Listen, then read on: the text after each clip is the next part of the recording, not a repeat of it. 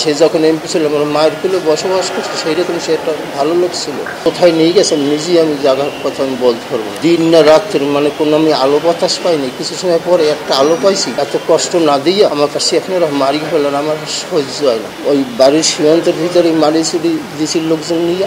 তারপর আমি মুক্তিযোদ্ধা, আমি ট্রেনিং দিছি। আমার লতিফ তালুকদার হলো আমার কমান্ডার, আমি তার ট্রেনিং ফেরার ছিল। আমার এখন সব কিছু আমি ভুলে গেছি, বুঝলেন। আমি এখান দিয়ে এই কোর্টের সামনে দিয়ে আমি অবরোধ যাওয়ার পরে আমি খুব নির্যাতিত হয়। আমি কিছু বলতে না, আমার বুকে হার্টে আমার সমস্যা, আমার হার্টের সমস্যা। ট্রাইব্যুনালের গেটে কেন আসছিলেন? আমি আসছিলাম হুজুরের মানে সরকার পক্ষে আমাকে মানুষের সাক্ষী মানার পরে আমি দেখি যে আমার জন্য যদি একটা লোক ভালো মানুষ যদি বাঁচাই যদি রাখে, তাহলে আমি আল্লাহর কাছে পরিষ্কার থাকি। সাইদি সাহেবের আমরা পাইছি 1900 এই এমপিতে আসে, তখন সে আমার এলাকায় সে এমপি ছিল। সে যখন এমপি ছিল আমার মায়ের কোলে বসবাস করছে, সেই রকম সে একটা ভালো লোক ছিল।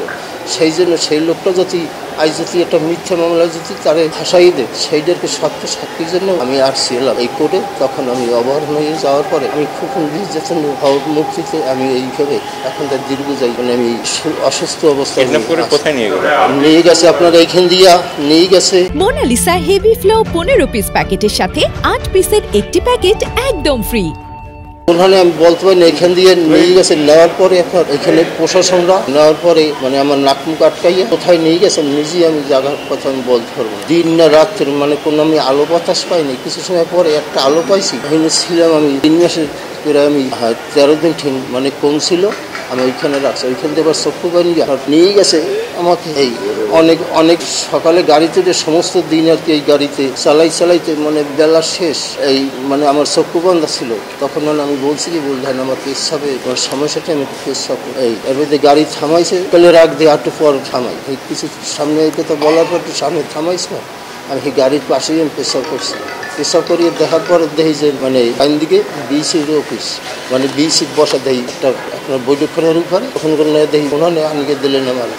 আমি ব্যাপার হচ্ছে আমি ওদিকে আমি যাবো না যাবি কিনা বল।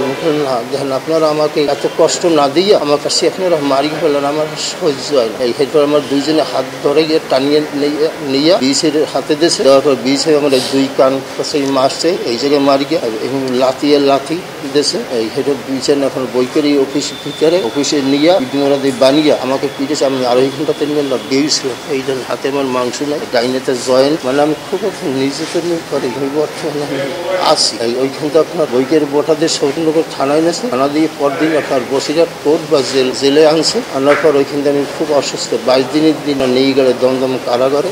আমি দীর্ঘ যাই, আমি 5 বছর দমদম কারাগারে ছিলাম।